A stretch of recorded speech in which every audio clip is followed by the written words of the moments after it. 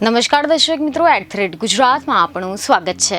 છોટાઉદેપુર જિલ્લાના તુરખેડા ગામમાં એક એવી ઘટના બની છે કે જેને સૌ કોઈને હચમચાવી નાખ્યા છે અને આ ઘટનાને લઈને આમ આદમી પાર્ટીના ડેડિયાપાડાના ધારાસભ્ય ચેતર વસાવા પણ બરાબરના ગિન્નાયા છે। ડેડિયાપાડાના ધારાસભ્ય ચેતર વસાવાએ રાજ્ય સરકાર સામે ફરી એકવાર આકરા પ્રહારો કર્યા છે, જેમાં સરકારને આરોગ્ય, શિક્ષણ તેમજ પાણીની વ્યવસ્થાને લઈને આડે હાથ લીધા હતા। રાજ્યમાં આરોગ્ય, શિક્ષણ, રસ્તાઓ તેમજ પાણી વ્યવસ્થાને લઈને આમ આદમી પાર્ટીના ધારાસભ્ય દ્વારા સરકાર સામે અનેક પ્રહારો કરવામાં આવી રહ્યા છે।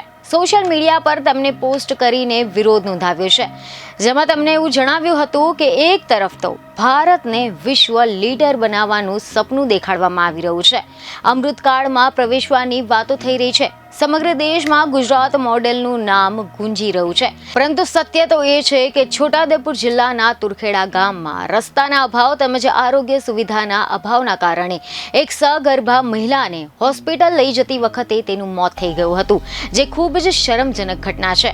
તે ગામથી 15 કિલોમીટર દૂર વિશ્વની સૌથી ઊંચી પ્રતિમા સ્ટેચ્યુ ઓફ યુનિટીનું નિર્માણ કરવામાં આવ્યું છે, પરંતુ આ વિસ્તારના આદિવાસી ગામોના લોકો હજુ પણ અનેક સમસ્યાનો સામનો કરી રહ્યા છે। સરદાર સરોવર ડેમના કારણે આ ગામના અનેક પરિવારો વિસ્થાપિત થયા છે। ભારત સરકાર આઝાદીના અમૃત મહોત્સવની ઉજવણી કરી રહ્યું છે, મહિલા સશક્તિકરણની વાતો કરે છે, સમાનતાની વાતો કરે છે, પરંતુ આઝાદીના આટલા વર્ષો પછી પણ ગુજરાતના આદિવાસી વિસ્તારોમાં તે સારું નથી થયું।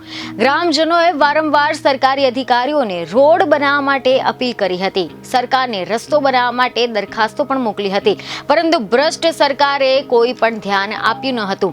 આ ઘટનાથી આપણું માથું શરમથી ઝૂકી ગયું છે।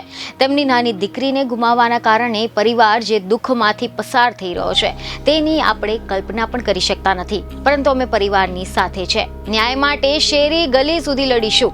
આ ગામમાં કોઈ આંગણવાડી નથી, પ્રાથમિક શાળાઓ નથી અને ગામમાં જવા માટે કોઈ રસ્તો નથી।